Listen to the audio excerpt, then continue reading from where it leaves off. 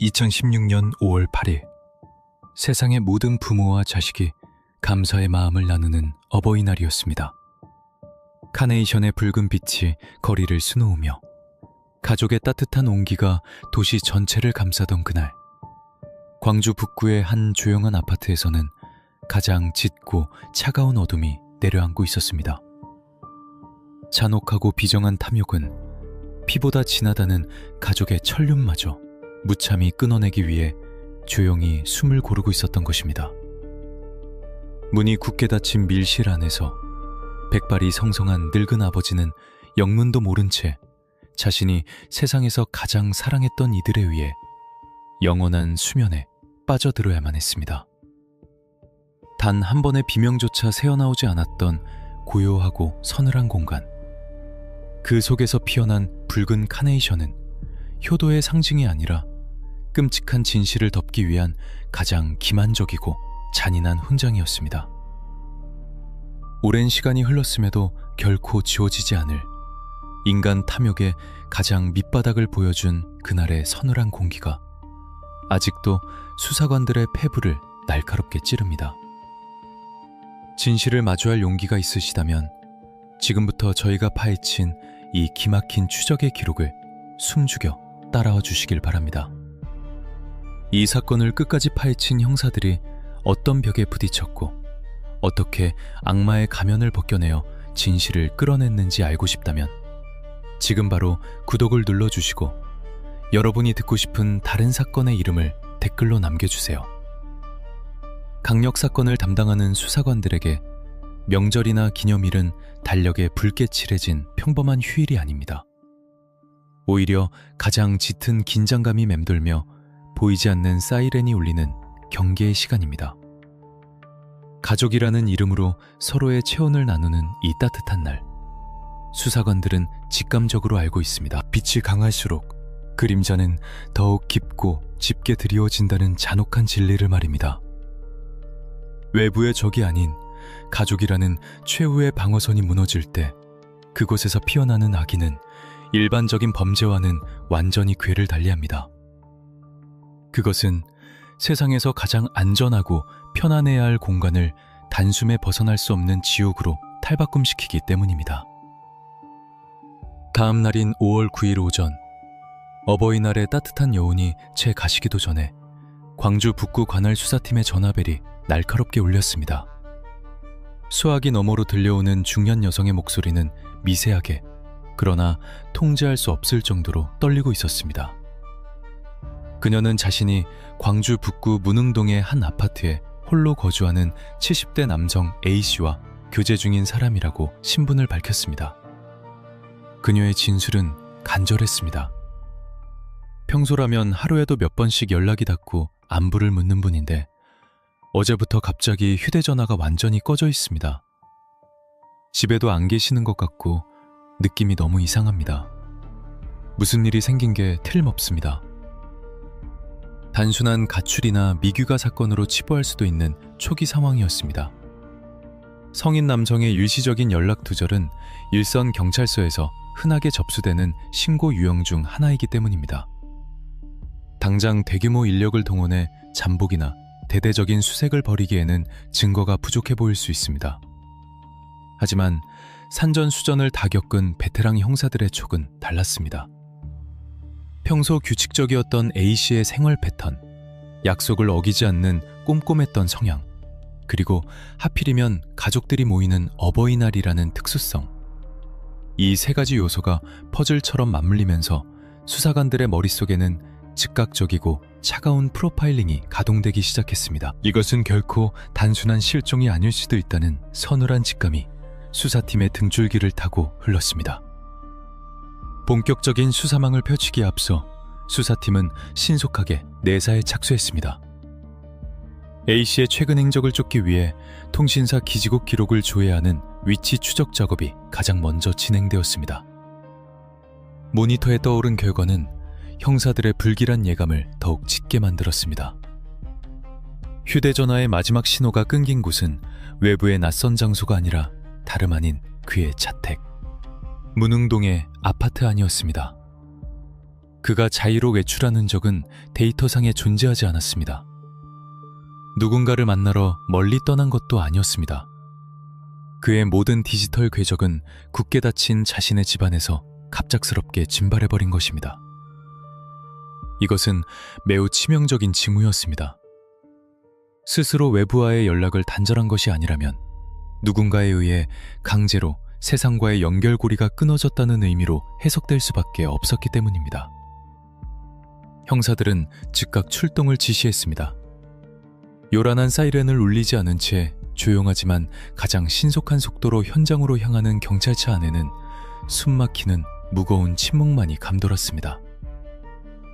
광주 북구의 해당 아파트 단지에 도착했을 때 그곳의 풍경은 너무나도 평온했습니다. 아파트 놀이터에서는 아이들이 뛰어놀고 있었고 주민들은 평상시와 다름없는 나른한 일상을 보내고 있었습니다. 수사팀이 엘리베이터를 타고 A씨의 아파트가 위치한 층으로 올라갔을 때 복도는 기이할 정도로 고요하고 차가웠습니다. 굳게 닫힌 현관문 앞, 형사들이 조심스럽게 문을 두드리고 조인성을 불렀지만 안에서는 어떠한 인기척도 미세한 숨소리조차 들려오지 않았습니다.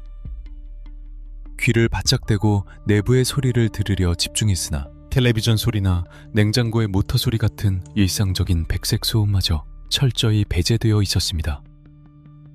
마치 누군가 거대한 진공청소기로 집안의 모든 생명력과 소음을 남김없이 빨아들인 것만 같은 절대적인 무음의 공간이 그들을 가로막고 있었습니다. 수사관들은 단순히 문을 두드리는 것에 그치지 않고 주변의 모든 물리적 정황을 수집하기 시작했습니다.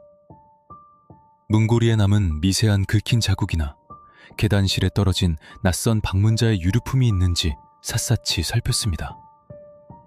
그러나 외부에서 강력한 물리적인 힘을 가해 강제로 침입하려 한 흔적은 단 하나도 발견되지 않았습니다.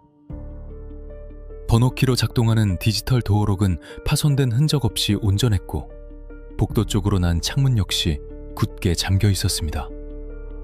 이는 수사팀에게 매우 중요한 두 가지 가능성을 시사했습니다. A씨가 아무런 의심 없이 스스로 문을 열어줄 만큼 가까운 면식범이 방문했거나 아니면 원래 이 집의 비밀번호를 자연스럽게 알고 있는 자의 소행이라는 것.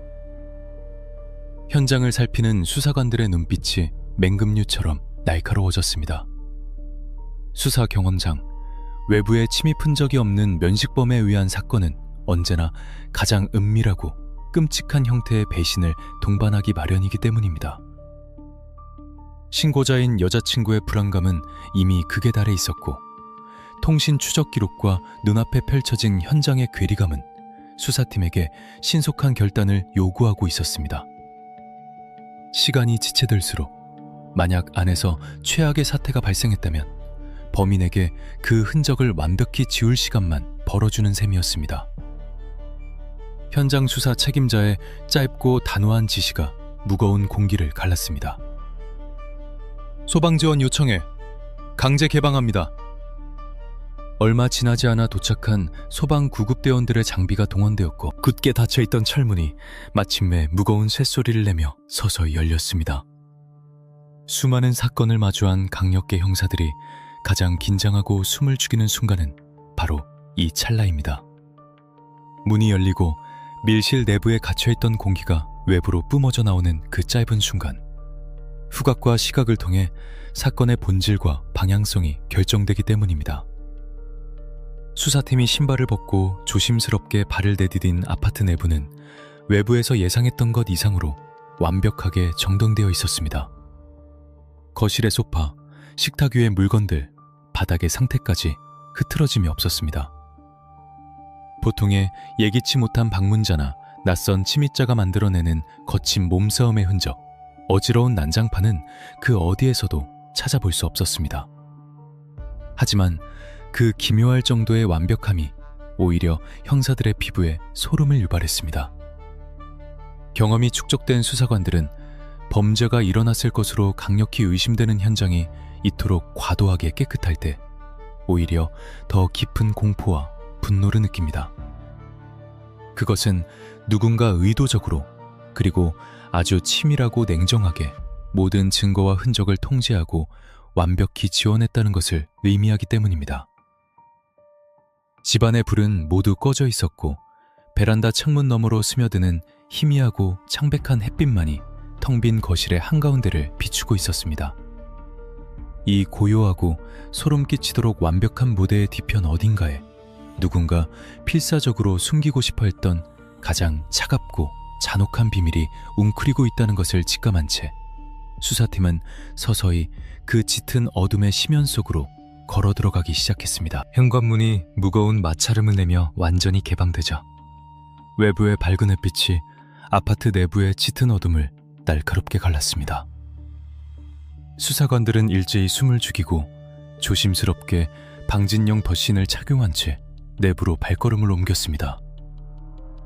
가장 먼저 그들을 맞이한 것은 시각적인 반서가 아니라 후각을 마비시킬 듯 맹렬하게 뿜어져 나오는 낯선 냄새였습니다. 그것은 일상적인 가정집에서 날 법한 음식 냄새나 낡은 가구의 묵은 내가 아니었습니다. 코끝을 찌르고 눈시울을 시리게 만드는 지독하게 농축된 화학약품의 냄새. 바로 대량의 락스 향이었습니다. 수많은 현장을 누비며 뼈저린 경험을 축적한 베테랑 형사들 사이에서 짧고 무거운 눈빛이 교환되었습니다. 이토록 강렬한 화학약품의 냄새는 수사관들에게 있어 일종의 사형 선고와도 같은 불길한 신호입니다. 누군가 이곳에 남겨진 생물학적 흔적을 필사적으로 지워내고 다가올 부패의 냄새를 억누르기 위해 현장을 인위적으로 세탁했다는 명백한 증거였기 때문입니다. 거실 내부로 진입한 수사팀은 손전등의 불빛을 사방으로 비추며 공간을 훑어나갔습니다. 그러나 현장은 수사관들의 예상과 너무나도 달랐습니다.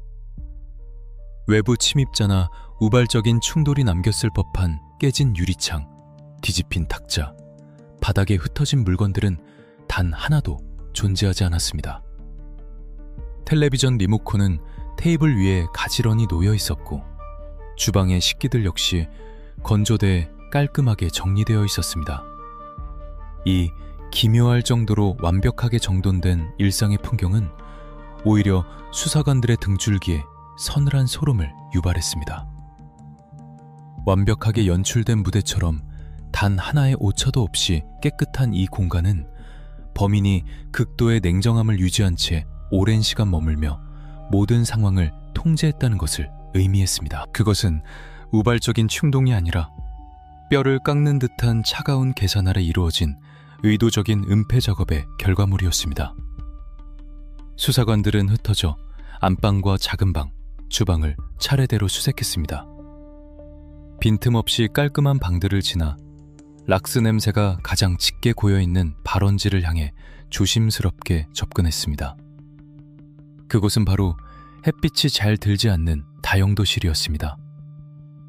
문을 열고 들어선 순간 수사팀의 시선은 다용도실 구석에 놓인 거대한 물체에 일제히 꽂혔습니다. 김장철에나 쓰일 법한 사람 한 명이 거뜬히 들어갈 만큼 거대한 붉은색 대형 고무통이 구석에 덩그러니 놓여 있었습니다. 하지만 그 고무통이 뿜어내는 이질감은 단순히 그 크기 때문만이 아니었습니다. 고무통 위에는 한여름의 날씨와는 전혀 어울리지 않는 두꺼운 겨울용 소미불이 겹겹이 아주 정성스럽게 덮여 있었습니다. 마치 그 안에 담긴 절대 세상에 드러나서는 안 될 끔찍한 비밀이 행여나 새어나올까봐 무거운 이불로 숨통을 틀어막듯 단단히 밀봉해둔 형태였습니다. 침묵이 다용도실을 무겁게 짓눌렀습니다.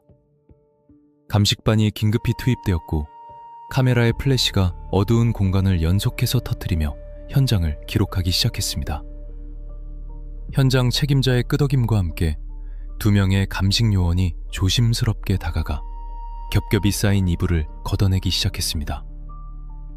두꺼운 이불이 한 겹씩 벗겨질 때마다 억눌려 있던 독한 락스 냄새가 걷잡을 수 없이 뿜어져 나와 수사관들의 호흡을 방해했습니다.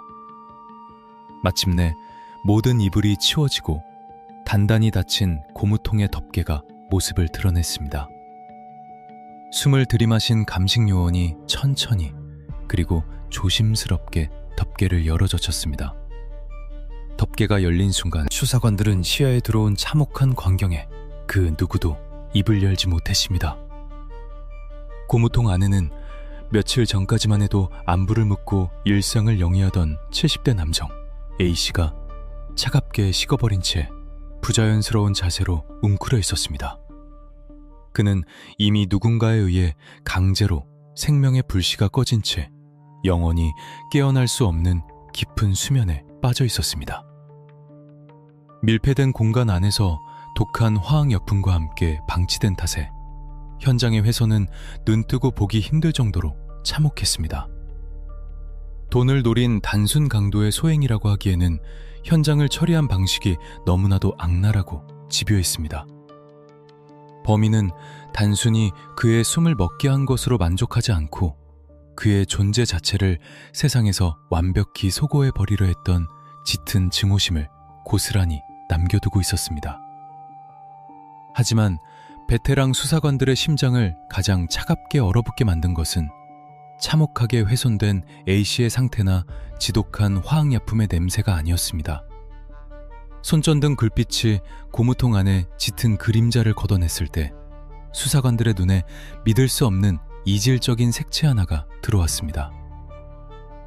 어둠과 죽음으로 가득 찬 그 좁고 끔찍한 공간 속에서 A씨의 가슴팍에 무언가 작고 붉은 것이 조용히 자리 잡고 있었습니다.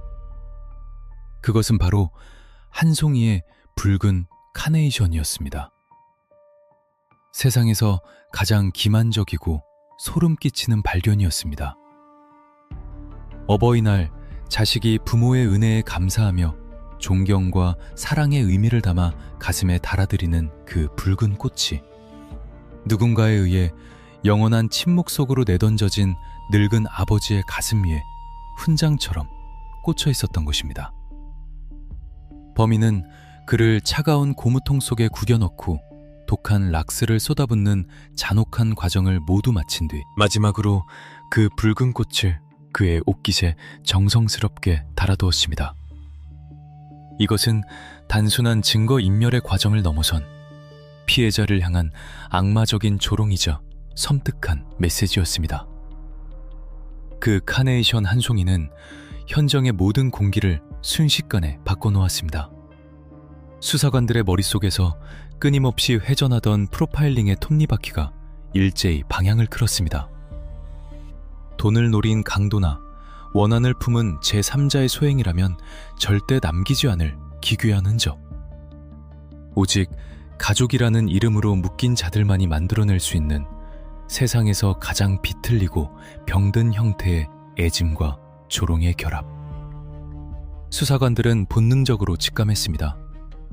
이 완벽하게 세탁된 밀실과 두꺼운 이불, 그리고 가슴에 꽂힌 붉은 카네이션은 외부에서 침입한 괴물이 아니라 피해자가 평생을 바쳐 길러낸 집안 내부의 그림자가 만들어낸 끔찍한 합작품의 가능성이 높다는 것을 말입니다. 분노와 경악이 교차하는 가운데 수사팀은 이 잔혹한 퍼즐의 조각들을 맞추기 위해 가장 차갑고 이성적인 시선으로 현장에 숨겨진 진실을 추적하기 시작했습니다. 과학수사대 요원들의 화염 방진복이 어두운 다용도실 안을 분주하게 오갔습니다. 현장을 짓누르고 있는 가장 거대한 장벽은 시각적인 참혹함이 아니라 호흡기를 정령해버린 지독한 화학약품의 냄새였습니다.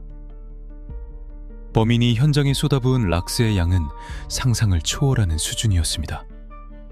베테랑 감식 요원들조차 방독 마스크 너머로 스며드는 매끄럽고 독한 향기에 눈살을 찌푸려야만 했습니다. 수사관들에게 있어 락스와 같은 강염기성 화학물질은 가장 까다롭고 악랄한 적입니다. 단백질을 녹이고 혈액 속의 DNA 구조를 근본적으로 파괴하여 생물학적 증거를 완벽하게 지워버리는 치명적인 특성을 가지고 있기 때문입니다. 범인은 단순히 피해자를 시야에서 숨기는 것을 넘어 과학수사의 추적조차 원천적으로 봉쇄하려 한 것입니다. 이토록 과도한 화학약품의 사용은 그들이 범행 직후 극도의 패닉에 빠져 도망친 것이 아니라 매우 침착하고 냉정하게 자신들의 흔적을 세탁하는 과정을 거쳤음을 의미했습니다. 법의학자와 감식요원들이 짙은 락스 냄새를 뚫고 조심스럽게 피해자의 상태를 살피기 시작했습니다. 화학약품에 의해 훼손이 진행되고 있었지만 그의 몸에 깊게 새겨진 끔찍한 흔적들마저 모두 지워지지는 않았습니다. 피해자를 영원한 수면으로 몰아넣은 것은 날카로운 도구와 일상에서 쓰이는 묵직한 공구들의 조합이었습니다. 뼈와 살을 파고든 흔적들을 분석한 결과 수사팀은 또 한 번 혀를 내둘렀습니다. 그것은 단 한 번의 치명적인 일격으로 끝난 빠르고 간결한 제압이 아니었습니다.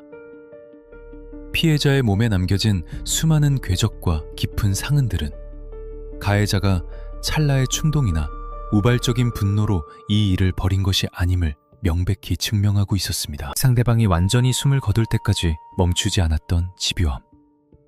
그것은 단순한 제압을 넘어선 오랜 시간 음축되고 뼈에 사무친 원한이 폭발한 잔혹한 결과물이었습니다. 피해자는 마지막 순간까지 자신이 겪어야 하는 고통과 공포의 이유를 마주하며 서서히 어둠 속으로 끌려갔을 것입니다. 감식반은 집안의 모든 불을 끄고 커튼을 쳐 외부의 빛을 완벽히 차단했습니다. 칠흑 같은 어둠 속에서 루미놀 용액이 분사되기 시작했습니다. 락스로 표면을 아무리 깨끗하게 닦아냈다고 하더라도 미세한 틈새나 바닥의 균열 속으로 스며든 철분 반응까지 완벽하게 소거할 수는 없기 때문입니다. 용액이 공기 중으로 흩뿌려진 지 얼마 지나지 않아 완벽하게 정돈된 줄만 알았던 거실 바닥과 벽면 곳곳에서 형광 푸른빛이 유령처럼 피어오르기 시작했습니다. 시각적으로는 티끌 하나 없이 깨끗했던 공간이 특수 조명 아래에서는 전혀 다른 진실을 웅변하고 있었습니다. 푸른빛의 혈흔 형태 분석을 통해 수사관들은 범행 당시의 참혹한 동선을 읽어냈습니다. 거실 한가운데서 시작된 끔찍한 물리적 충돌은 다용도실 방향으로 길게 이어져 있었습니다. 가해자는 쓰러진 피해자를 끌고 가 대형 고무통에 밀어넣은 뒤 그 주변을 맴돌며 무언가를 쏟아붓고 닦아내는 작업을 반복했던 것입니다.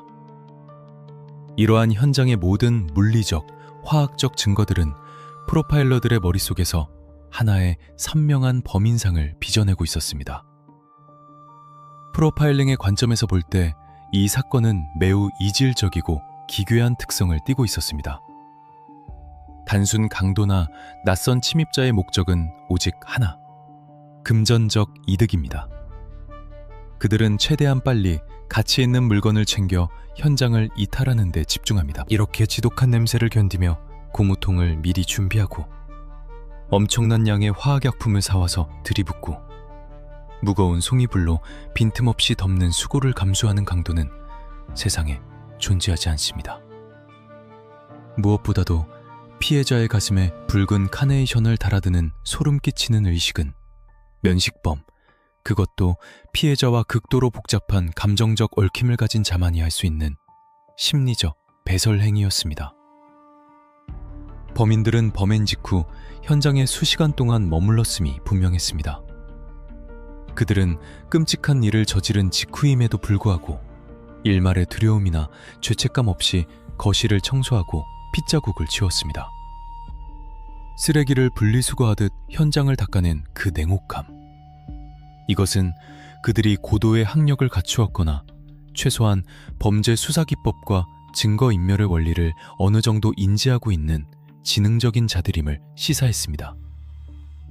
락스로 생물학적 단서를 파괴하고 이불로 온도를 차단해 부패를 늦추며 자신들이 도망칠 시간을 벌려 했던 치밀한 계산.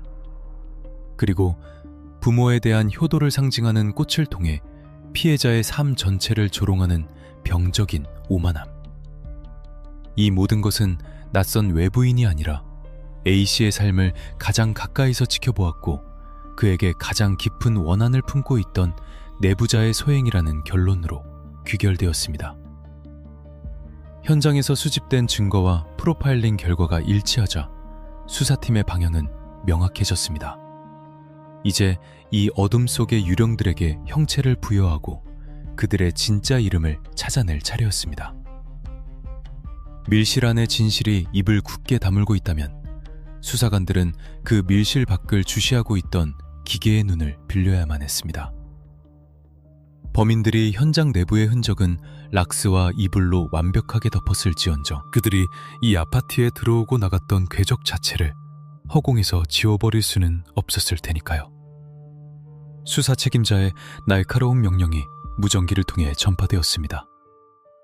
관할 아파트 단지와 주변 골목 반경 1km 이내의 모든 CCTV 데이터를 확보해 엘리베이터, 주차장, 쓰레기장 가릴 것 없이 전부 다 이 집을 다녀간 불청객의 그림자를 무조건 찾아낸다.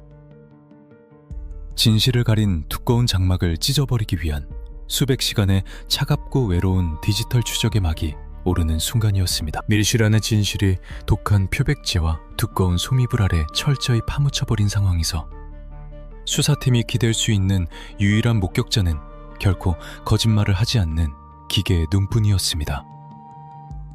범인들이 현장에 엄청난 양의 화학약품을 쏟아부어 생물학적 증거들을 무참히 녹여버렸을지라도 그들이 이 아파트 단지에 들어서고 빠져나간 시간과 공간의 궤적마저 공기 중에서 완벽하게 표백할 수는 없는 노릇이었습니다. 수사관들은 즉시 범행 현장 주변으로 반경을 넓혀가며 수백 대에 달하는 CCTV 영상을 융단 폭격하듯 확보하기 시작했습니다. 해당 동의 엘리베이터 내부는 물론이고 아파트 1층 공동 현관, 지하 주차장의 후미진 사각지대, 그리고 단지 밖으로 이어지는 좁은 골목길의 방범용 카메라까지 디지털 형태로 기록된 모든 시각적 데이터가 관할 경찰서의 분석실로 폭포수처럼 쏟아져 들어왔습니다.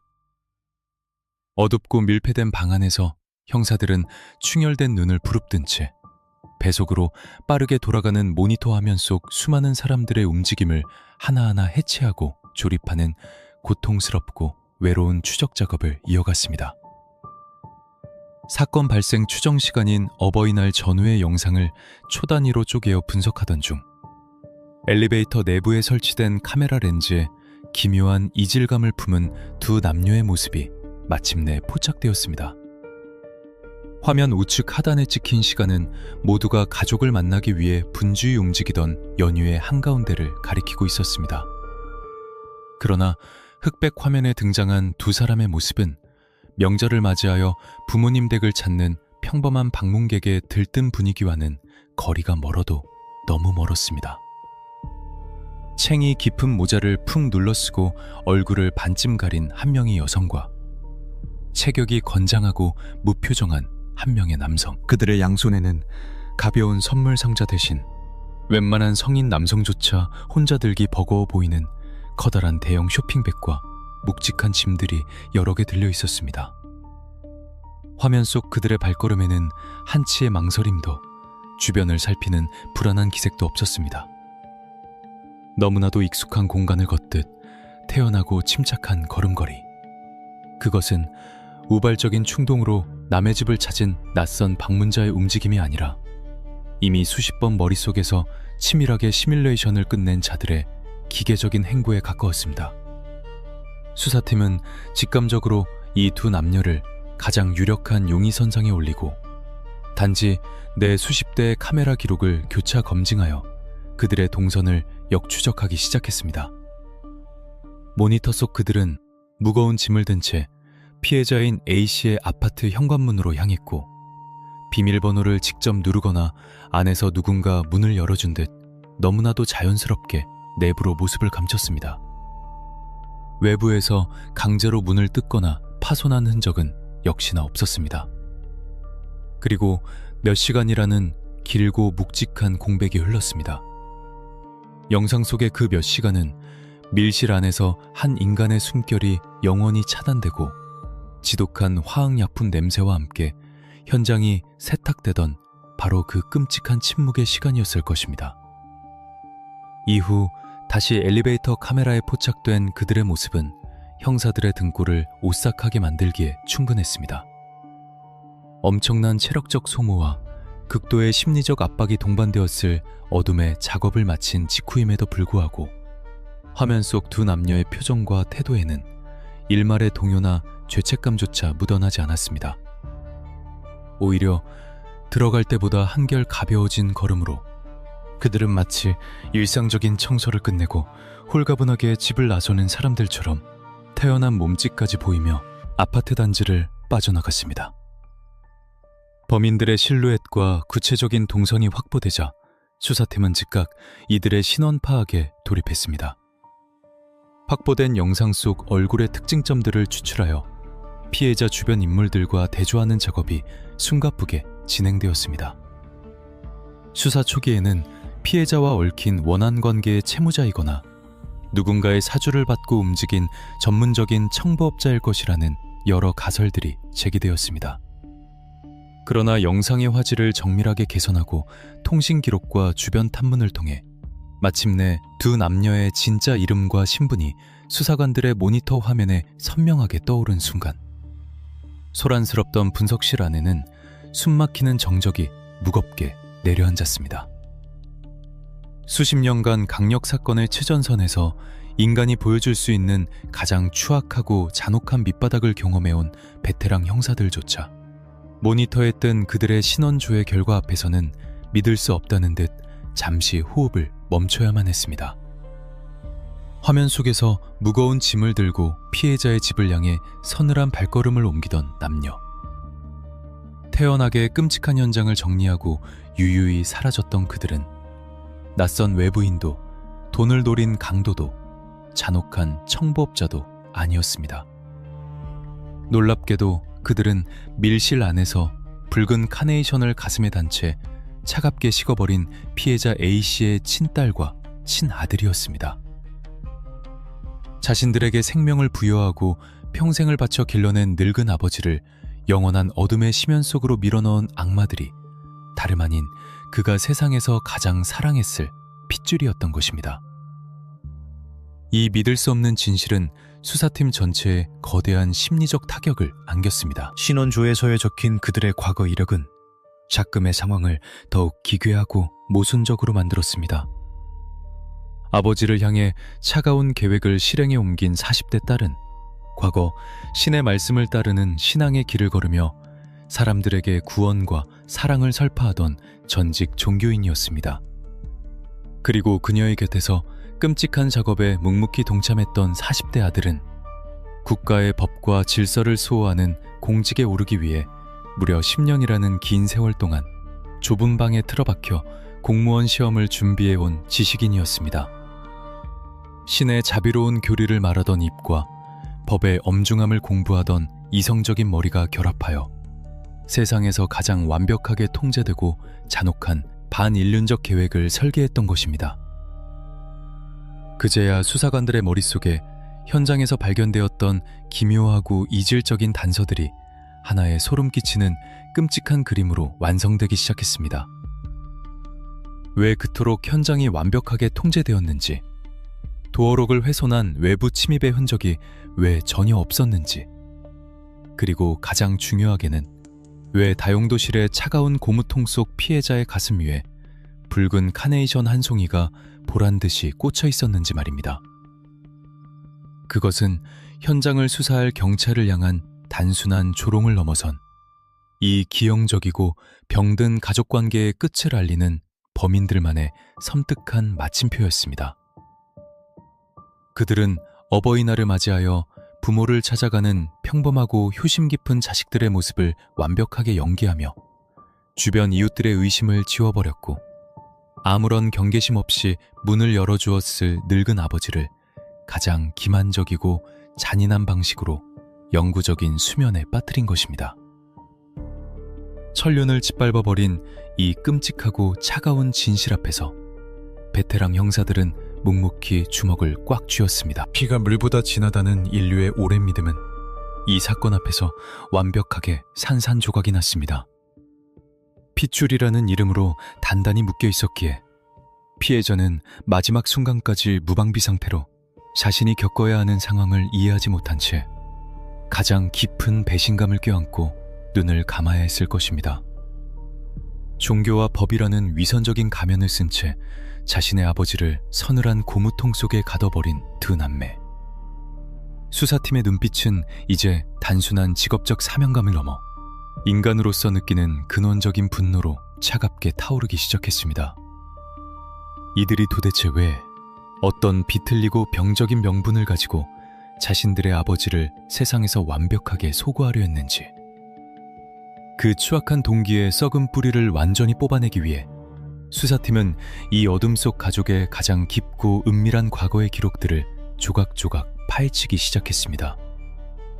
이것은 더 이상 흔적을 쫓는 단순한 물리적 추적이 아니라 인간의 탈을 쓴 악마들과의 본격적인 심리전과 치열한 수싸움이 막을 올렸음을 의미했습니다. 범인들의 충격적인 정체가 피해자의 친자식들로 밝혀진 직후 수사팀은 이 기형적인 비극의 씨앗이 어디서부터 싹트기 시작했는지 파악하기 위해 곧바로 대대적인 내사에 착수했습니다.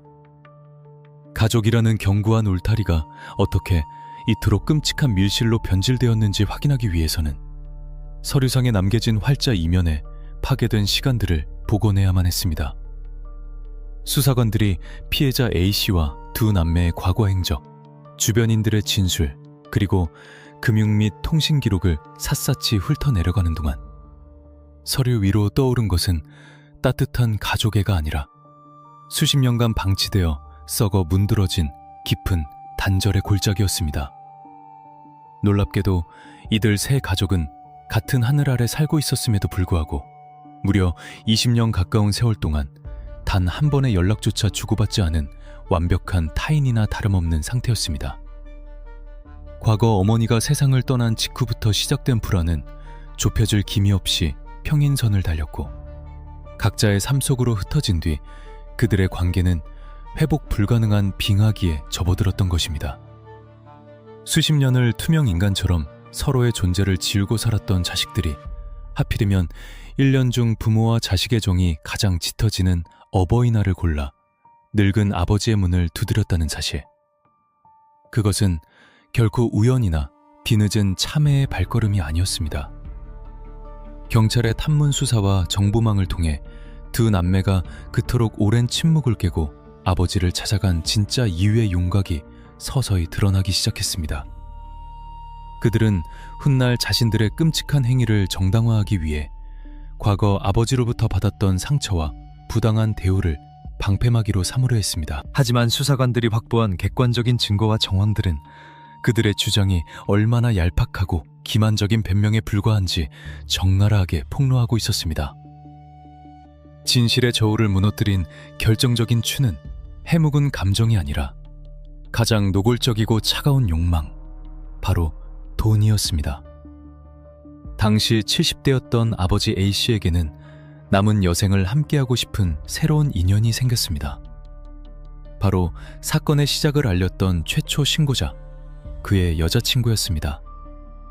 아버지가 새로운 동반자와 함께 미래를 약속하고 자신의 유일한 보금자리이자 자산인 이 아파트를 처분하거나 명의를 넘길지도 모른다는 소문. 그 작은 균열의 조짐이 20년간 아버지를 외면했던 남매의 귓가에 흘러들어간 순간 그들의 내면 깊은 곳에서 잠자고 있던 비정하고 탐욕스러운 본성이 뱀처럼 또아리를 들며 고개를 쳐들기 시작한 것입니다. 수십 년간 부양의 의무는 철저히 외면해 왔으면서도 아버지의 유일한 재산인 아파트만큼은 언젠가 단연히 자신들의 몫으로 떨어질 것이라 믿어 의심치 않았던 비틀린 권리의식. 신의 뜻을 전하던 딸과 법의 공정함을 공부하던 아들의 머릿속에서 그 아파트는 이미 타인에게 넘어가서는 안 될 자신들의 전리품으로 굳어져 있었습니다. 그들에게 아버지는 존경의 대상이 아니라 자신들의 재산을 가로막고 있는 낡고 귀찮은 장애물로 전락해버린 지 오래였습니다. 아버지의 새로운 출발은 곧 자신들의 몫이 사라진다는 것을 의미했고 그들은 그 상황을 절대 용납할 수 없었습니다. 오직 재산이 외부로 유출되는 것을 막아야 한다는 맹목적인 집착이 두 남매의 이성을 완전히 마비시켰습니다. 핏줄이라는 핑계로 포장된 무서운 탐욕은 결국 그들로 하여금 가장 극단적이고 영구적인 해결책을 모색하게 만들었습니다. 그것은 바로 재산의 원소유자인 아버지를 이 세상에서 완벽하게 소거하여 모든 권리를 강제로 자신들의 앞으로 귀속시키는 악마적인 계획이었습니다. 수사팀이 재구성한 범행당일, 즉 운명의 어버이날 아침의 정황은 그야말로 악몽 그 자체였습니다. 두 남매는 마치 효도 방문을 온 것처럼 가장하기 위해 붉은 카네이션 한 종이를 정성스럽게 준비했습니다. 그 꽃은 아버지에게 바치는 존경의 의미가 아니라 주변 이웃들의 시선을 피하고 의심을 차단하기 위한 가장 완벽하고 기만적인 소품이었습니다. 현관문 앞에서 초인종을 눌렀을 때 20년 만에 불쑥 찾아온 자식들의 모습에 늙은 아버지는 어떤 표정을 지었을까요? 굳게 닫혀있던 문이 스르륵 열리고 아버지는 아무런 의심 없이 스스로 무덤의 문턱을 열어주었습니다. 집 안으로 들어선 그들의 양손에는 따뜻한 식사나 선물이 아니라 미리 준비한 소유권 이전 서류와 인감도장, 그리고 서늘한 목적을 달성하기 위한 도구들이 들려 있었을 것입니다. 밀실의 문이 닫히고 바깥 세상과의 연결이 완전히 차단된 순간, 남매는 쓰고 있던 거짓된 미소의 가면을 벗어던지고 차갑고 억센 본색을 드러냈습니다. 그 고요한 거실 한가운데서 벌어진 것은 부모와 자식 간의 대화가 아니라 일방적이고 강압적인 어둠의 협상이었습니다.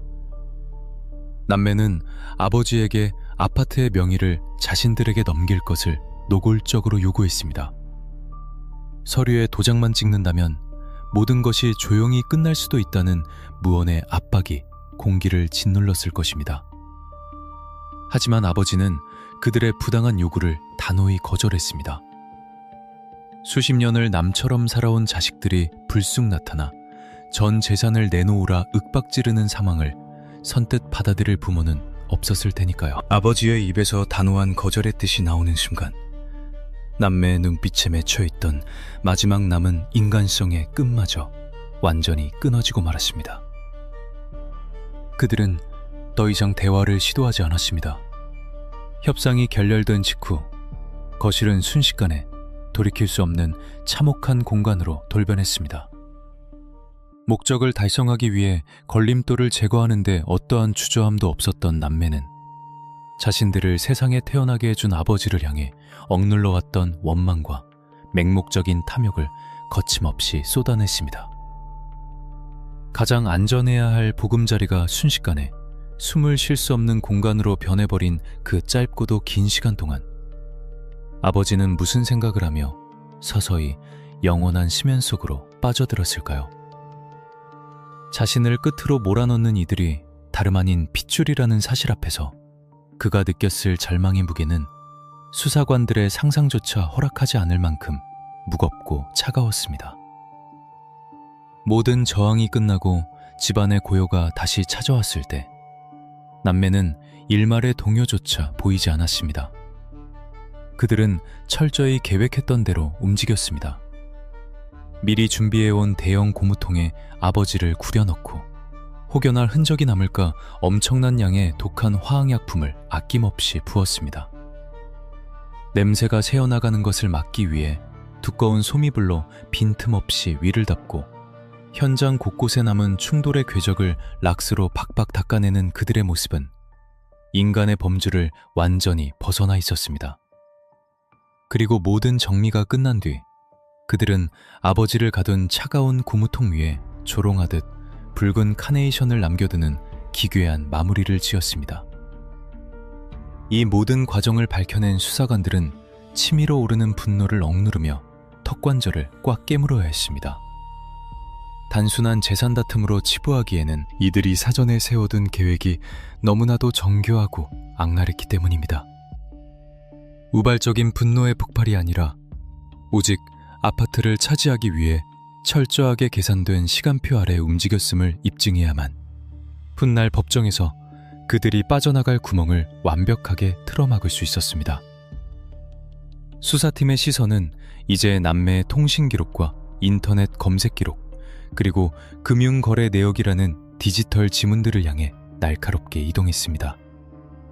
락스와 고무통은 언제, 어디서 구매했는가?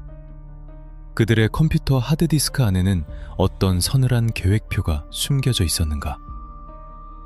현장에 남겨진 흔적은 지웠을지언정 그들이 이 끔찍한 날을 위해 사이버 공간에 남겨둔 데이터의 조각들마저 완벽히 표백할 수는 없었을 테니까요. 수사관들은 이 악마들의 완벽한 알리바이를 산산조각내기 위해 그들이 지옥에서부터 설계해온 가장 차갑고 치밀한 디지털 발자취를 향해 압수수색의 칼날을 정조준했습니다. 범죄 수사의 역사에서 가장 교활하고 악랄한 범죄자들은 언제나 체포된 직후 자신들의 행위를 우발적인 사고나 감정의 폭발로 위장하려 듭니다. 뼈에 사무친 원한이나 순간적인 분노를 통제하지 못해 벌어진 비극이라며 아주 얄팍한 동정심에 기대어 법의 심판을 피해보려는 기만적인 알리바이를 설계하는 것입니다. 수사관들은 직감적으로 알고 있었습니다. 종교인의 가면을 썼던 딸과 법학을 공부했던 아들이 체포된다면 그들 역시 밀실 안에서 벌어진 그 참혹한 결과물을 두고 아버지가 먼저 화를 내어 방어하다가 벌어진 단순한 사고라고 주장할 것이 분명했습니다. 이들의 입에서 튀어나올 역겨운 변명과 교묘한 법적 빠져나가기를 원천적으로 봉쇄하기 위해 수사팀은 현장의 물리적 증거를 넘어 보이지 않는 사이버 공간의 흔적을 정조준했습니다. 락스로 범행 현장의 혈흔은 지웠을지언정 그들이 이 끔찍한 날을 위해 수일 전부터 클릭하고 결제했던 디지털 지문마저 씻어낼 수는 없었기 때문입니다.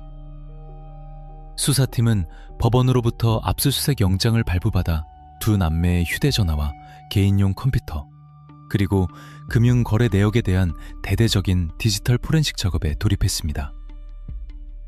경찰청 사이버 수사대 분석실에서 복원된 데이터들이 하나둘씩 모니터 위로 떠오르기 시작했습니다.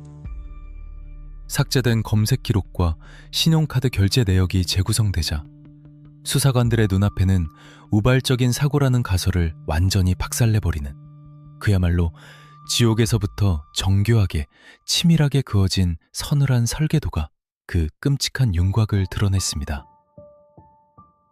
범행이 발생하기 이틀 전인 5월 6일 남매의 신용카드 결제 내역에는 대형마트와 철물점을 돌며 결제한 소름 끼치는 영수증 기록이 선명하게 남아 있었습니다. 그들이 구매한 품목의 목록은 일상적인 생활용품이 아니었습니다.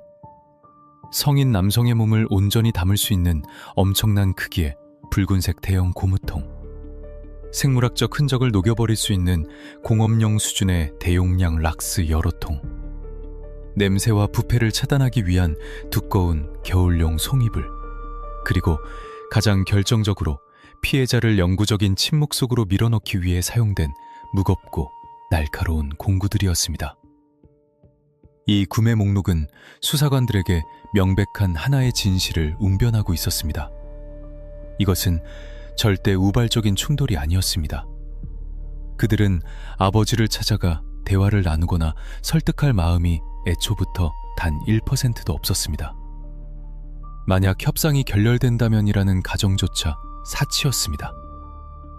그들은 그 집의 문을 열고 들어가는 순간부터 아버지를 세상에서 완벽히 소거하겠다는 확고한 목적을 가지고 있었으며, 그 끔찍한 과정을 끝마친 뒤 어떻게 현장을 세탁하고 시신을 은닉할 것인지에 대한 모든 시뮬레이션을 이틀 전부터 완벽하게 끝마친 상태였습니다.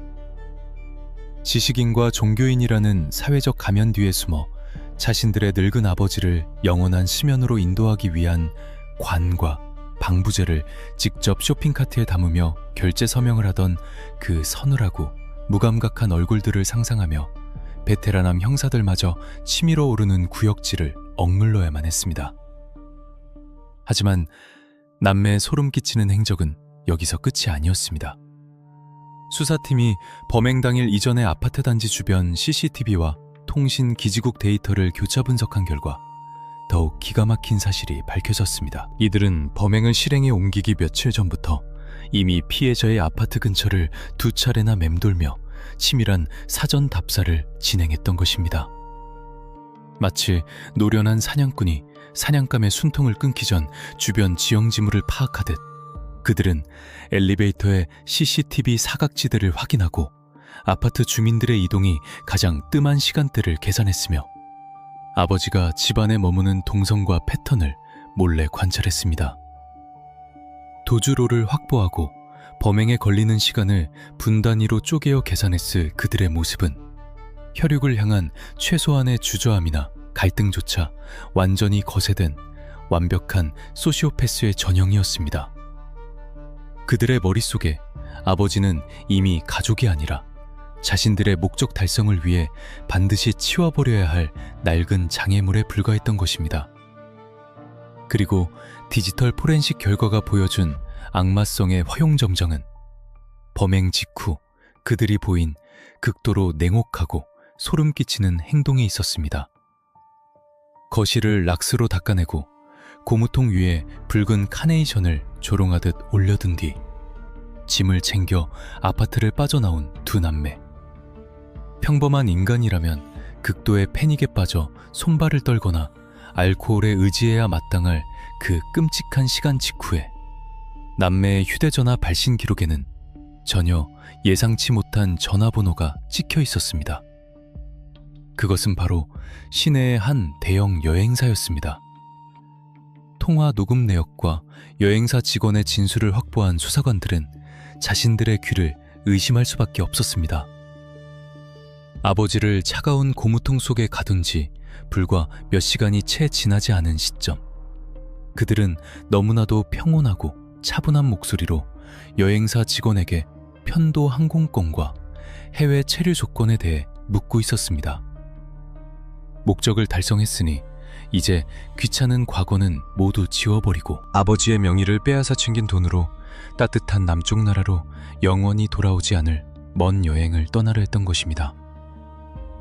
한 사람의 생명, 그것도 자신들의 생물학적 근원인 아버지를 무참히 짓밟아버린 직후에 휴양지에서의 여유로운 미래를 설계하며 항공권의 가격을 흥정하던 그 악마적인 평온함. 이 통화 기록은 그들이 일말의 죄책감도 느끼지 않고 있으며 오직 자신들의 안위와 탐욕만을 쫓고 있다는 사실을 가장 완벽하게 증명하는 치명적인 스모킹건이 되었습니다. 디지털 증거들이 완성한 이 끔찍한 계획표는 그들의 모든 도주로와 병명의 여지를 철저하게 차단하는 견고한 벽이 되었습니다. 사전에 도구를 구매한 영수증, 동선을 체크한 사전 답사의 흔적, 그리고 범행 직후 도주를 모의한 여행사 통화 기록까지. 이 완벽한 트라이앵글은 그들이 법정에서 정신 이상을 주장하거나 우발적 사고를 핑계댈 수 있는 단 1mm의 틈조차 허락하지 않았습니다. 수사팀의 책상 위에는 이제 그들을 세상에서 완벽하게 올가맬 수 있는 가장 무겁고 날카로운 증거의 사슬이 완성되어 있었습니다. 수사 책임자의 눈빛이 그 어느 때보다 차갑게 번뜩였습니다. 범인들이 이미 해외 도피를 계획하고 항공권을 알아보고 있다는 사실은 수사팀에게 주어지는 시간이 극도로 촉박하다는 것을 의미했습니다. 만약 그들이 비행기에 올라 이 나라의 사법 관할권을 벗어나 버린다면 고무통 속에서 눈도 감지 못하고 세상을 떠난 아버지의 억울함은 영원히 허공으로 흩어지게 될 것입니다. 출국 금지 조치 즉시 발동해 놈들의 휴대전화 전원이 켜져 있는 마지막 기지국 위치를 실시간으로 띄우고 가용할 수 있는 모든 강력팀 인력을 투입한다. 놈들이 공항 게이트에 발을 들이기 전에 반드시 우리 손으로 먼저 그 차가운 손목에 수갑을 지운다. 지옥에서부터 짜인 완벽한 범행 계획을 산산조각 내기 위한 숨막히는 마지막 추적의 사이렌이 드디어 경찰서 마담을 박차고 밤거리로 울려 퍼지기 시작했습니다. 출국 금지 조치가 전국 주요 공항과 항만의 출입국 관리 시스템에 긴급 타전됨과 동시에 광주 북구 관할 수사팀의 통신 추적반은 두 남매의 휴대전화 전파가 마지막으로 잡힌 기지국 좌표를 향해 모든 촉각을 곤두세웠습니다. 놈들이 범행 직후 여행사에 전화를 걸어 편도 항공권을 알아보고 해외로의 장기 여행을 준비하고 있었다는 사실은 수사관들의 피를 극도로 말리게 만들었습니다. 만약 그들이 국경을 넘어 다른 사법 관할권으로 몸을 숨겨버린다면 좁고 어두운 고무통 속에서 붉은 카네이션을 가슴에 단 채 억울하게 눈을 감아야만 했던 늙은 아버지의 진실은 영원히 미궁 속으로 증발해버릴 절대절명의 위기였습니다.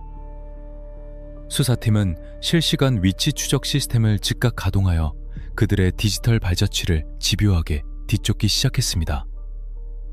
교차하는 도심의 수많은 기지국 신호들 사이에서 남매의 궤적은 기묘할 정도로 차분하고 일관되었습니다.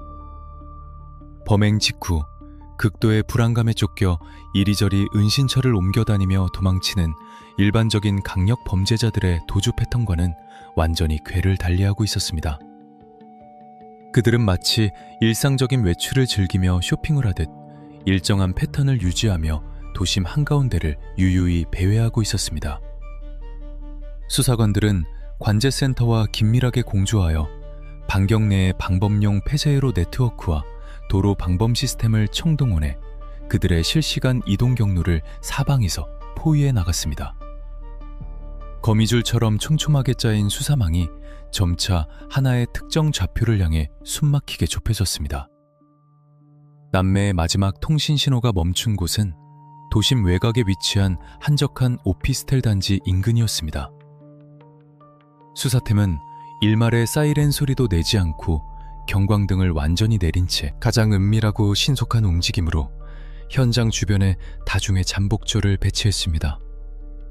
모든 물리적 테러를 완벽하게 차단하고 팽팽한 긴장감이 밤 공기를 맴도는 가운데 마침내 수사관들의 예리한 시야에 모자를 푹 눌러쓴 두 남녀의 실루엣이 포착되었습니다. 며칠 전 아파트 엘리베이터 폐쇄회로 화면 속에서 묵직한 짐을 들고 아버지를 향해 걸어가던 바로 그 서늘하고 무감각한 걸음걸이와 완벽하게 일치했습니다. 현장 지휘관의 짧고 단호한 수신호가 무전기를 통해 하달됨과 동시에 어둠 속에 몸을 숨기고 있던 강력팀 형사들이 순식간에 사방에서 덮치며 그들을 완벽하게 포위했습니다. 날카로운 미란다 원칙이 밤 공기를 가리며 차갑게 울려 퍼졌지만 체포 직후 남매가 보인 반응은 수사관들을 일순간 당혹스럽게 만들기에 충분했습니다. 통상적인 경우라면 기겁을 하며 격렬하게 반항하거나 다리에 힘이 풀려 주저앉으며 횡설수설 변명을 쏟아내기 마련인데 그들은 소름이 끼칠 정도로 너무나도 담담했습니다. 자신들의 양손목에 차가운 강철 수갑이 채워지는 그 결정적인 순간에도 그들의 눈동자에는 일말의 당혹감이나 처벌에 대한 두려움이 전혀 존재하지 않았습니다. 마치 자신들이 체포되는 이 순간조차 이미 머릿속으로 수십 번 계산해둔 치밀한 시나리오의 아주 작은 일부에 불과하다는 듯 자신들을 체포하는 형사들을 조용히 응시하는 그들의 텅 빈 시선은 한여름밤의 습한 공기를 단숨에 얼어붙게 만들 만큼 기괴하고 악마적이었습니다. 광주 북구경찰서의 삭막한 조사실로 압송된 두 남매는 완벽하게 분리된 독립공간에서 각자의 담당 프로파일러 및 베테랑 수사관과 마주 앉았습니다. 회색빛 방음벽으로 둘러싸인 차갑고 건조한 조사실 내부에는 오직 벽에 걸린 시계의 초침 소리만이 무거운 정적을 규칙적으로 깨고 있었습니다. 수사관들은 현장에서 수집한 수많은 증거와 정황들을 두꺼운 파일에 담아 책상 위에 올려두었지만 곧바로 그 치명적인 패를 까보이지는 않았습니다. 이것은 물리적인 제압과 체포가 끝난 뒤 본격적으로 시작되는 범인과의 가장 치열하고 숨막히는 심리전의 영역이었기 때문입니다. 맞은편에 앉은 딸과 아들의 태도는 마치 경찰 조사에 대비해 사전에 철저하게 입이라도 맞춘 듯 소름 끼치게 동일한 패턴을 보였습니다. 그들은 팔짱을 낀 채 굳게 입을 다물고 법적으로 보장된 묵비권을 고집스럽게 행사하며 쏟아지는 수사관들의 날카로운 질문들을 허공으로 여유롭게 흘려보냈습니다. 과거 신의 자비로운 교리를 사람들에게 설파하던 전직 종교인 딸의 얼굴에는 자신의 혈육을 영원한 침묵 속에 가둔 행위에 대한 어떠한 참회의 빛도 찾아볼 수 없었고, 국가의 엄중한 법을 오랫동안 공부하던 아들의 표정에는 자신이 저지른 짓이 얼마나 무거운 법적 형벌을 초래할지에 대한 최소한의 두려움조차 감지되지 않았습니다. 하지만 수많은 범죄자들의 거짓말을 간파해온 베테랑 수사관들은 절대 조급해하지 않았습니다.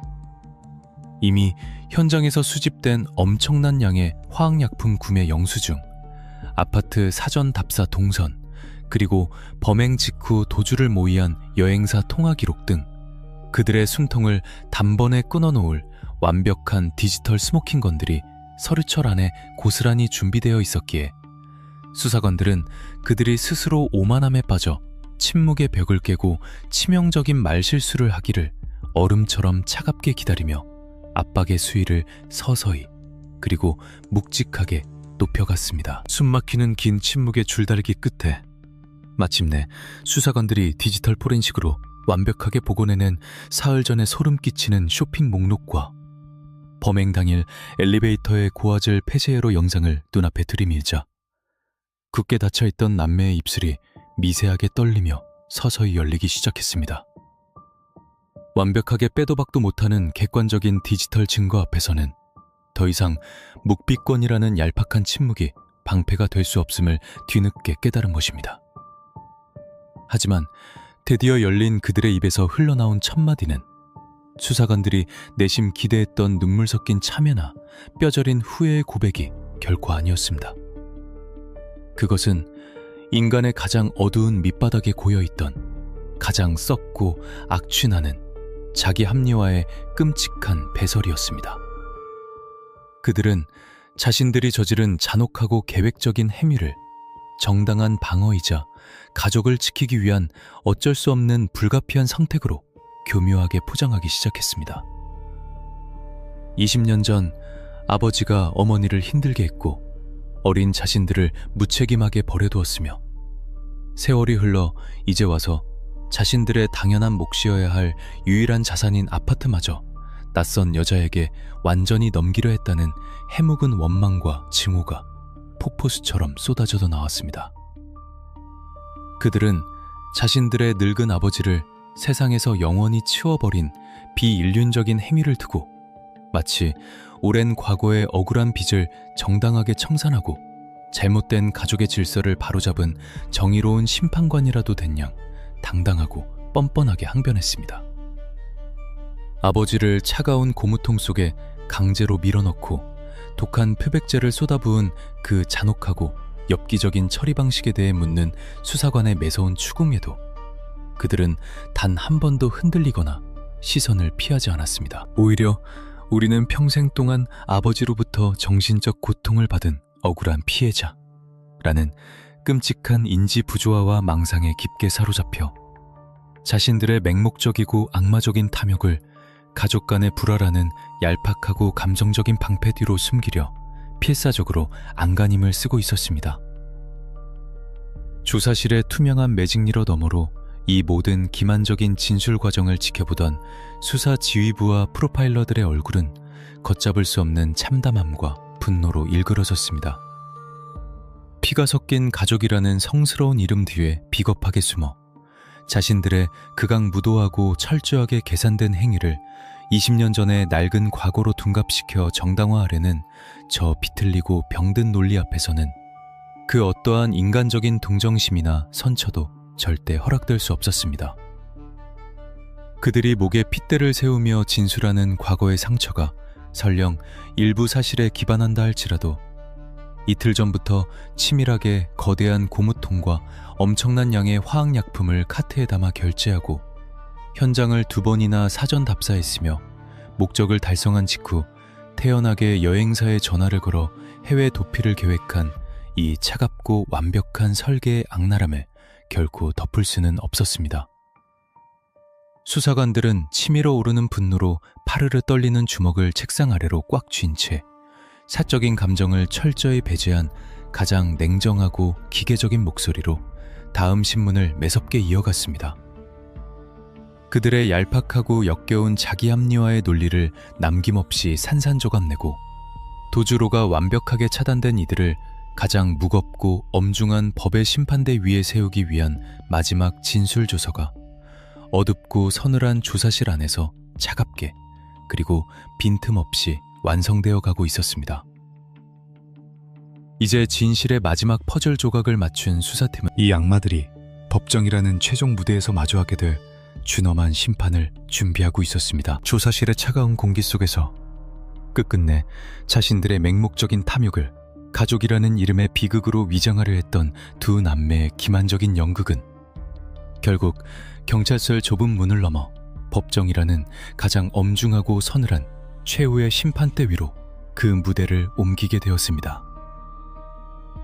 수사팀이 밤을 지새우며 촘촘하게 엮어낸 증거의 사슬들은 이제 검사의 손에 쥐어져 인간의 탈을 쓴 악마들의 숨통을 조이기 위한 날카로운 창이 되었습니다. 재판이 진행되는 내내 피고인석에 나란히 앉은 남매는 여전히 과거의 환영에서 벗어나지 못한 채 자신들이 얼마나 억울한 피해자인지를 주장하며 방청석과 재판부의 감정에 호소했습니다. 20년 전 아버지가 가정을 돌보지 않았고 어머니를 힘들게 했으며 그로 인해 자신들의 삶이 얼마나 망가졌는지를 눈물 없이 건조한 목소리로 읊어댔습니다. 그들은 아버지를 영원한 수면 속으로 밀어넣은 그 끔찍하고 기괴한 작업을 여전히 정당한 분노의 표출이자 잘못된 가족사를 바로잡기 위한 어쩔 수 없는 결단으로 포장하려 필사적으로 안간힘을 썼습니다.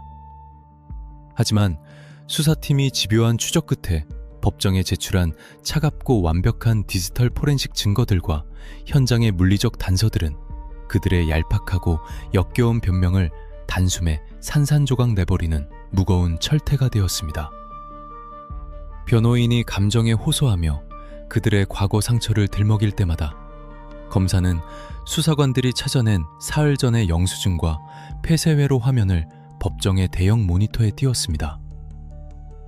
성인 남성을 가두기 위해 미리 결제한 거대한 붉은 고무통, 냄새를 지우기 위해 카트에 담았던 엄청난 양의 독한 화학약품들, 아파트 주변을 2번이나 배회하며 도주로를 계산했던 서늘한 사전답사의 궤적, 그리고 무엇보다도 목적을 달성한 직후 태연하게 여행사에 전화를 걸어 해외로 떠날 편도 항공권을 흥정했던 그 소름 끼치는 통화 녹음 파일까지. 이 모든 객관적인 지표들은 남매가 주장하는 우발적인 감정의 폭발이라는 가설을 완벽하게 찢어발겼습니다. 그것은 핏줄에 대한 최소한의 연민조차 완전히 거세된 자들이 오직 아파트라는 물질적 가치를 독점하기 위해 설계한 지옥에서부터 짜인 가장 차갑고 완벽한 범행 일정표 그 자체였기 때문입니다. 진실의 저울은 이미 기울어진 지 오래였습니다. 법정의 공기를 무겁게 짓누르던 기나긴 공방이 끝나고 마침내 재판부의 최종 선고가 내려지는 날이 밝았습니다. 법대 위에 앉은 판사의 목소리에는 범죄자들의 기만적인 감정 호소에 흔들리는 어떠한 인간적인 연민도 존재하지 않았습니다. 판결문은 단호하고 매섭게 그들의 본질을 꿰뚫었습니다. 재판부는 남매가 주장하는 과거의 가족 내 갈등이 설령 일부 사실이라 할지라도 그것이 자신들에게 생명을 부여한 늙은 아버지를 이토록 계획적이고 잔혹한 방식으로 영구적인 침묵 속에 가둬버린 행위를 결코 정당화할 수 없다고 못 박았습니다. 오히려 범행 도구를 사전에 치밀하게 준비하고 현장을 화학약품으로 완벽하게 세탁하려 했으며 피해자를 향한 끔찍한 조롱의 의미로 가슴에 붉은 카네이션을 달아둔 그 악마적인 오만함을 가장 무겁고 엄중한 죄목으로 꾸짖었습니다. 정적만이 감도는 법정 안에서 판사의 입을 통해 마침내 사회와의 영구적인 격리를 선고하는 무거운 형량이 울려 퍼졌습니다.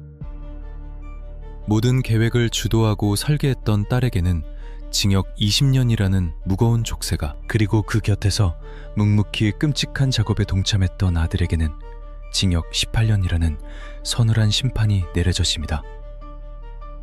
그들이 늙은 아버지를 치워버리고 차지하려 했던 아파트의 금전적 가치, 그리고 그 돈으로 도망쳐 누리려 했던 따뜻한 남쪽 나라에서의 여유로운 미래는 차가운 교도소의 콘크리트 벽 너머로 영원히 산산조각 나버렸습니다.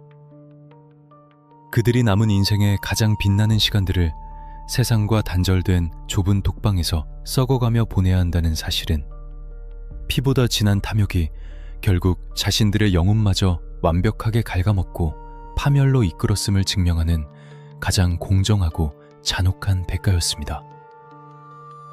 사건이 모두 종결되고 범인들이 새창살 너머로 사라진 뒤에도 이 사건을 처음부터 끝까지 추적했던 베테랑 수사관들의 가슴 한구석에는 결코 쉽게 지워지지 않을 묵직하고 서늘한 잔상이 깊게 새겨졌습니다. 가족이라는 이름이 세상에서 가장 따뜻한 안식처가 아니라 가장 벗어날 수 없는 끔찍한 밀실로 변질될 수 있다는 그 참담한 진실. 수사관들이 굳게 닫혔던 아파트의 현관문을 열고 들어갔을 때 코끝을 찌르던 그 지독한 화학약품의 냄새와 어두운 다용도실의 차가운 고무통 속에서 발견되었던 한 송이의 붉은 카네이션은 형사들의 뇌리에 지워지지 않는 화인처럼 남았습니다. 범인들은 자신들의 목적을 달성하기 위해 엄청난 양의 표백제를 들이붓고 두꺼운 소미불로 현장의 온도를 차단하며 진실을 완벽하게 덮었다고 맹신했을 것입니다. 하지만 범죄 수사의 최전선에서 뛰는 형사들은 알고 있습니다. 악마들이 아무리 두꺼운 이불로 덮고 독한 화학약품으로 씻어낸다 한들 억울하게 눈을 감은 자의 숨결과 진실의 냄새는 아주 미세한 균열을 뚫고서라도 반드시 세상 밖으로 새어나온다는 것을 말입니다. 하늘의 그물은 크고 성그러 보이지만 결코 그 어떤 악몽의 그림자도 빠져나가지 못하게 얽어맨다는 옛말은 이 사건을 통해 다시 한번 가장 날카롭게 증명되었습니다. 핏줄이라는 천륜마저 짓밟아버린 그들의 오만함은 결국 보이지 않는 디지털 발자취와 수사관들의 집요한 집념 앞에 완전히 굴복하고 말았습니다.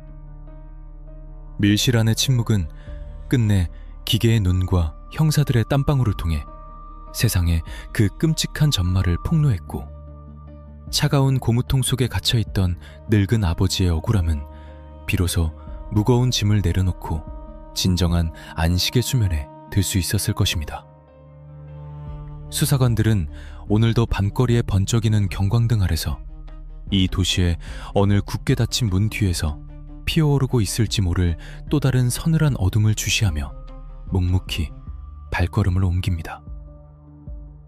지금까지 인간의 가장 밑바닥에 자리한 탐욕이 어떻게 가족이라는 이름의 성역을 파괴했는지, 그리고 끝까지 포기하지 않은 형사들이 어떻게 그 두꺼운 은폐의 장막을 찢고 진실을 멱살쥐듯 끌어냈는지 함께 지켜보셨습니다. 아무리 깊은 어둠 속에서 완벽하게 설계된 악이라 할지라도 결국 빛을 향해 나아가는 추적의 칼날을 영원히 피할 수는 없습니다. 이 치열하고 숨막히는 수사관들의 끈질긴 추적 기록이 여러분의 등골을 서늘하게 만들었다면 지금 바로 구독과 좋아요를 눌러주시고 다음으로 저희가 쫓아갈 어둠의 궤적, 여러분이 듣고 싶은 사건의 이름을 댓글로 꼭 남겨주시기 바랍니다. 진실은 결코 스스로 눈을 감지 않습니다.